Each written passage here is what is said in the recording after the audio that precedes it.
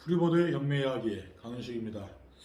요번 편은 반값으로 세컨하우스 사들이기 뭐 이렇게 정해볼까요? 그런 물건을 제 낙찰받은 경험이 있어서 여러분들께 소개해드릴까 싶습니다. 오늘은 그 1탄으로 도입부 말씀을 좀 드릴까 합니다. 제게 이제 친구들이 좀 있는데 저도 이제 나이가 좀 있다 보니까 친구들이 자기가 살고 있는 주택은 좀 다들 보유를 하고 있고 가끔 본인들이 이제 마음 편하게 그냥 혼자 있고 싶은 때 또는 집안 가족들 데리고 뭐 캠핑식으로 가서 하루 정도 지내고 올 수 있는 서울 근교의 세컨하우스를 많이 찾고 있더라고요. 자연 속에서 역시 하루를 생활하고 오면은 사람이 굉장히 활력이 솟지 않습니까? 그런 차원에서 그 세컨하우스를 이제 찾는데 사실 세컨하우스라는 게 그렇게 별장처럼 어마무시한 그런 거를 얘기하지는 않지 않습니까?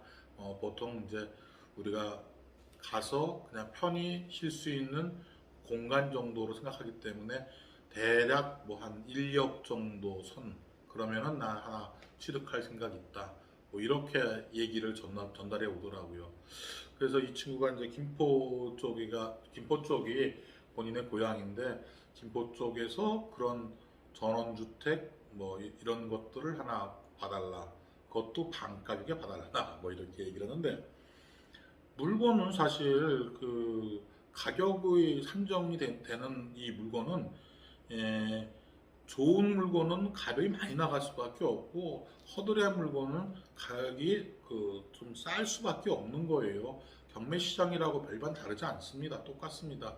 그런데 여기서 이제 가격을 시세보다는 한 반가격 이상으로 싸게 사고 싶다는 얘기를 좀 이야기를 해서 제 나름대로는 이 물건을 좀 골라봤어요. 어떻게 골라봤냐 하면은 이제 여기서 제가 테크닉이 들어가야겠죠. 세컨하우스니까 빨리빨리 뭐 들어가서 살아야 할 뭐 이사 날짜가 정해져 있거나 이런 건 아니니까 시간은 저한테 충분히 주어졌고 또 가격은 아주 저렴하게 이 두 가지 조건을 던지면서 집이 김포가 고향이다 보니까 고향 근처에 전원주택 뭐 이렇게 간략하게 저한테 얘기를 해왔어요.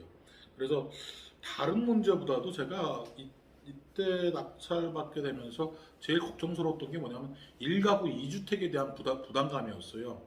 1가구 2주택에 대한 부담감은 세컨하우스를 사는 순간 지금 이 지역에 따르면 다르긴 하지만 기간별로 그 세컨하우스를 정리하던 이걸 정리하던 비과세 요건을 갖고 있던 본 집을 정리하던 해줘야 이게 중과세를 물지 않기 때문에 그런 부분들을 좀 맞춰줘야 할 그런 상황에 있었습니다.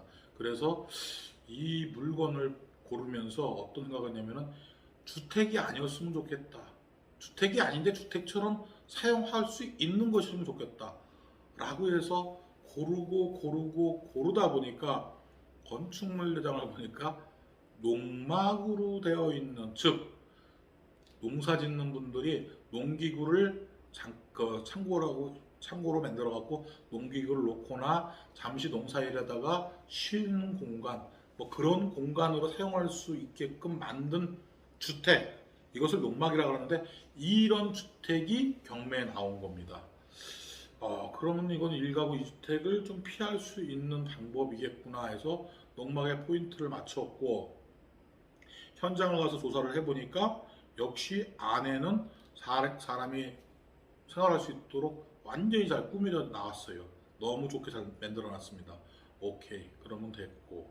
그 다음에 이 물건을 낙찰 받으려고 했더니 이 물건이 반만 나왔어요. 반만. 내막을 물어봤습니다. 그랬더니 두 분이서 공동 투자를 했던 모양이에요.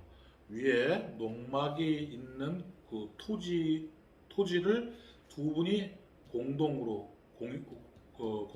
해서 취득을 했고 다시 그 아래 도로와 닿는 그 아래 전을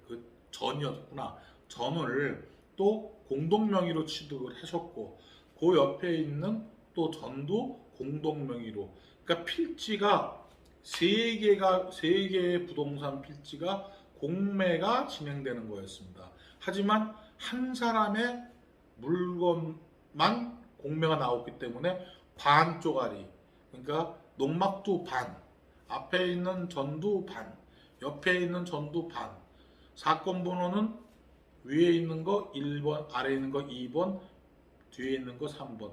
경매에서는 이런 거를 사건 번호를 부여한다고 그러죠. 그런데 공매에서는 관리 번호라고 하죠. 관리 번호에 보면은 맨 마지막에 001, 002, 003 이렇게 들어가는 게 있습니다. 001, 002, 003으로 들어가고 앞번호가 똑같은 것은요.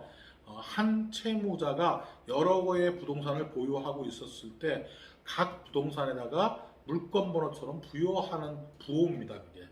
그래서 세 개가 나왔는데 부호가 다르게 세 개 나왔는데 앞에 전들은 두 개가 다 이미 낙찰이 돼버렸어요.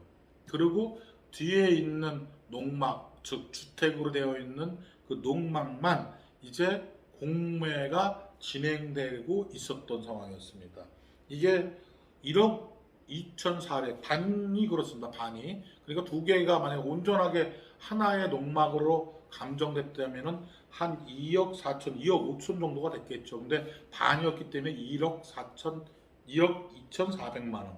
그리고 이것이 6,300만 원까지 내려왔습니다. 자, 여기부터 제가 이제 쇼를 하기 시작합니다. 어떻게 이것을 처리했는지 다음 편에서 말씀을 드리겠습니다.